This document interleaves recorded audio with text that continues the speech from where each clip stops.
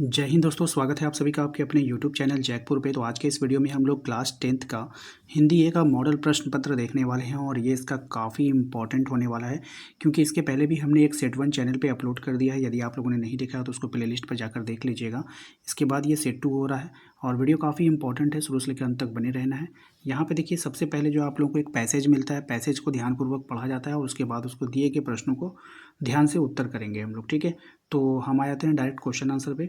यहाँ पे देखिए, सबसे पहला सवाल आपसे बोला गया कि कंप्यूटर का आविष्कार आज के युग के लिखे हैं, यानी कि अभिशाप हैं या फिर वरदान है या फिर अध्ययन है या फिर विश्लेषण है। तो यानी कंप्यूटर का जो आविष्कार हुआ तो आज के लिए क्या होता है, ये वरदान है ना। ऑप्शन नंबर 20 का करेक्ट आंसर हो जाएगा। दूसरा सवाल है हमारा कि कंप्यूटर में टेलीविज़न की क्या होता है, यानी कंप्यूटर में जो टेलीविज़न होता है वो क्या होता है। तो वो क्या होता है, स्क्रीन होता है ना। यहाँ पे स्क्रीन नहीं है, स्क्रीन होगा। कंप्यूटर टेलीविज़न क्या होता है, स्क्रीन होता है। अच्छा, क्वेश्चन नंबर 3 पे आइए। कह रहा है आपसे चिप का आकार कितना बड़ा होता है। अब ये जो चिप है उसका आकार कितना बड़ा होगा ये आपको बतानी है। तो चिप का जो आकार होता है आदमी के नाखून के बराबर होता है। ऑप्शन नंबर सी इसका यहाँ पे करेक्ट आंसर हो जाएगा। आइए अगले सवाल पे आते हैं।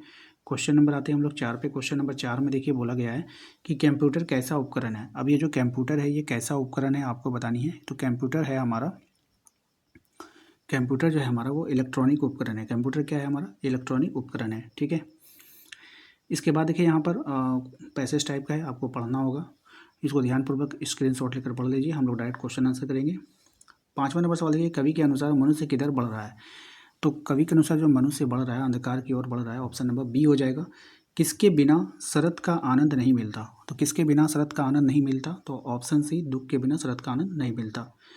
यानी कि शरत नहीं होगा, एक तरह का सुख मान लीजिए। जब आपके पास दुख ही नहीं होगा तो फिर सुख कहाँ से मिलेगा, सुख का अनुभव नहीं होगा। तो मनुष्य में किसे विष देकर मार डाला। मनुष्य ने किसे जो है वो विष देकर मार डाला। तो मनुष्य ने गंगा को विष देकर मार डाला। मनुष्य की गलतियों से क्या पिघल रहा है। तो मनुष्य की जो गलतियां हैं उससे हिमखंड, हिमखंड जो होता है वो पिघल रहा है, ठीक है। आइए अब अगले सवाल पे आते हैं। क्वेश्चन नंबर 9 में देखिए कहा गया है कि जिस वाक्य में क्रिया के साथ कर्म उपस्थित नहीं होता है और ना ही उसके आने की संभावना होती है, वहाँ कौन सी क्रिया होती है, ठीक है। तो वहाँ पर जो क्रिया होती है वो होती है आपका सकर्मक क्रिया, ठीक है। Option number A. कौन से वाक्य प्रेरणादायक प्रेरणार्थक क्रिया का उदाहरण है। प्रेरणार्थक क्रिया का जो उदाहरण है यहाँ पर ये आपको पहचाननी है। तो कौन हो जाएगा आपका, माँ जो है बच्चे को पानी पिलाती है, तो ये प्रेरणार्थक क्रिया है। क्वेश्चन नंबर आते हैं हम लोग 11 पे। राहुल ढोलक बजाता है, इस वाक्य की क्रिया भेद आपको बतानी है। तो राहुल ढोलक बजा रहा है, इस वाक्य की जो क्रिया भेद है वो है सकर्मक क्रिया, ठीक है। आसमान में पतंग उड़ रही है, इस वाक्य में क्रियापद क्या है, ठीक है। आसमान में पतंग उड़ रही है, इस वाक्य में जो क्रियापद है उड़ रही है, ठीक है। ऑप्शन नंबर सी हो जाएगा यहाँ पे। मैं अब सह नहीं सकता, वाच्य कौन सा कार्य है। वाच्य में जो है वो कौन सा कार्य है आपको बतानी है। तो ये हो जाएगा आपका भाववाचक हो जाएगा। कर्मवाच्य डैश का उपभेद है। अब ये जो कर्मवाच्य होता है वो उपभेद होता है किसका, कृतवाच्य का, ठीक है। याद रखिएगा। अच्छा सवाल है, सब ग्रामर के अच्छे अच्छे सवाल हैं, यहाँ से एग्जाम में पूछे जाएंगे। मृदुला के द्वारा पत्र लिखा गया है, ये किस वाच्य का उदाहरण है। तो यहाँ पर जो वाच्य हो जाएगा वो हो जाएगा आपका ऑप्शन नंबर बी, क्रमवाच्य का उदाहरण है। ऑप्शन नंबर बी इसका राइट आंसर हो जाएगा। क्वेश्चन नंबर आता है 16 में। क्वेश्चन नंबर 16 में आपसे बोला गया है कि बताइए कमल नयन कौन सा समास है। कमल नयन में कौन सा समास है आपको बतानी है। तो राइट आंसर हो जाएगा आपका ऑप्शन नंबर सी, कर्मधारय समास। नेक्स्ट है आपका द्वंद्व समास में डैश पद प्रधान होता है। द्वंद्व समास में कौन सा पद प्रधान होगा। तो ऑप्शन सी, यानी कि पूर्व पद और उत्तर पद दोनों हो जाएगा। ऑप्शन नंबर सी हो जाएगा। नेक्स्ट आते हैं आपका अगले सवाल पे। कहा जा रहा है आपसे निम्नलिखित में से कनक का अर्थ कौन नहीं है। तो कनक का अर्थ कौन नहीं होगा वो आपको बतानी है। तो राइट आंसर हो जाएगा आपका कौवा नहीं होगा, बाकी सब हो जाएगा, ठीक है। यानी धतूरा भी होता है और सोना भी होता है। क्वेश्चन नंबर आते हैं हम लोग 19 में। कह रहे हैं क्रिया विशेषण शब्द किसकी विशेषता बतलाता है। तो क्रिया विशेषण शब्द जो है वो बतलाएगा आपका क्रिया की विशेषता को बतलाएगा।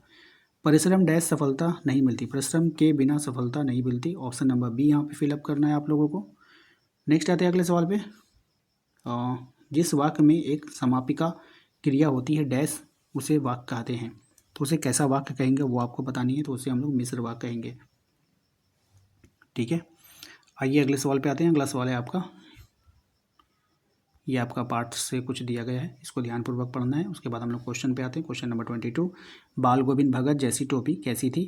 तो ये उनकी जो टोपी थी बाल गोविंद भगत की वो कबीरपंथी जैसी टोपी थी। ऑप्शन नंबर बी हो जाएगा। बाल गोविंद भगत गले में कैसी माला बांधे रहते थे। तो बाल गोविंद भगत जो गले में माला बांधे रहते थे वो तुलसी की जड़ों की एक बेडोल माला बांधे रहते थे। ऑप्शन नंबर बी हो जाएगा। आइए अगले सवाल पे आते हैं। अगला सवाल है आपका कि लेखिका ने कहाँ धुआंधार भाषण दिया था। तो लेखिका ने जो धुआंधार भाषण दिया था वो दिया था आपका अजमेर में। Option number A. लेखिका के पिताजी के सामने उसके भाषण की प्रशंसा की, किसने जो है उसके भाषण की प्रशंसा की थी, तो डॉक्टर साहब ने। ऑप्शन नंबर सी हो जाएगा। क्वेश्चन नंबर आते हैं हम लोग 26 पे। क्वेश्चन नंबर 26 में आपसे बोला गया है कि माँ ने किसे देखकर ना रेजने का आदेश दिया। तो माँ ने किसे देखकर ना रेजने का आदेश दिया, तो चेहरे को। नारियों के लिए किसे बंधन बताया गया है, तो नारियों के लिए किसको बंधन बताया गया, तो वस्त्रों एवं आभूषणों को। जितना ही दौड़ा तू उतना ही भरमाया प्रभुता का शरण, बिंब केवल मार्ग तृष्णा है हर चंद्रिका में छिपी। ठीक है, तो यहाँ पे इसको एक लाइन पढ़ना था, पढ़ने के बाद आंसर करना, क्वेश्चन करना है आपका। भरमाया शब्द का क्या अर्थ होता है, तो भरमाया शब्द का जो अर्थ हो जाएगा वो भ्रमित होना। ठीक है, मृग तृष्णा का अर्थ क्या होता है, तो मृग तृष्णा का अर्थ हो जाएगा आपका छलावा। क्वेश्चन नंबर आते हैं हम लोग 30 पे। क्वेश्चन नंबर 30 में कहा गया है कि उत्साह है ना किस प्रकार का काव्य गीत है। तो उत्साह जो होता है वो किस प्रकार का काव्य गीत है आपको बतानी है, तो राइट आंसर हो जाएगा आह्वान। माँ की अंतिम पूंजी किसे कहा गया है, तो माँ की जो अंतिम पूंजी होती है वो बेटी को कहा गया है। मुख्य गायक की आवाज़ कैसी थी, तो मुख्य गायक की आवाज़ जो है वो चट्टान जैसी भारी थी। Option number B. सूरदास की भाषा जो है वो कैसी भाषा है, तो सूरदास की जो भाषा है वो ब्रज भाषा है। कवि को आकाश में फैला बादल कैसे लग रहे हैं, तो कवि को आकाश में फैला बादल जो है आपको काले घुंघरेलो बालों के समान लग रहे हैं। ठीक है, क्वेश्चन नंबर 35 पे, ये समाज में नाक किसका प्रतीक है। समाज में जो नाक है वो किसका प्रतीक है, तो वो जो है आपका इज्जत का प्रतीक होता है। माता का आंचल पाठ का मुख्य पात्र कौन है, तो माता का आंचल पाठ का जो मुख्य पात्र है वो भोलानाथ हो जाएगा। लेखिका के ड्राइवर कम गाइड का क्या नाम है, तो इसके जो नाम हो जाएगा वो हो जाएगा आपका जितेंद्र नागी। ठीक है,